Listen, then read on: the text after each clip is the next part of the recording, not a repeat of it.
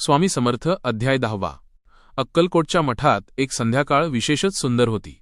आकाशात ढग, मंद वारा आणि परिसरात शांततेचं एक विलक्षण गूढ वातावरण. स्वामी नेहमीप्रमाणे भक्तांसोबत बसलेले होते. त्यावेळी अचानक एक तरुण स्त्री, अंगावर धूळ, चेहऱ्यावर भीती आणि मनात असह्य वेदना घेऊन धावतच मठात आली. ती स्वामींच्या चरणी पडली आणि रडत म्हणाली, स्वामी, माझं लग्न ठरलंय, पण मला त्याच्यात आनंद दिसत नाही. मन घाबरतंय, काहीतरी चुकतंय असं वाटतंय. पण घरच्यांना सांगितलं तर ते म्हणतात की मी हट्टी आहे. काय करू स्वामी? माझं मन का इतकं अस्वस्थ आहे? स्वामी काही क्षण तिच्याकडे स्थिर नजरेने पाहत राहिले.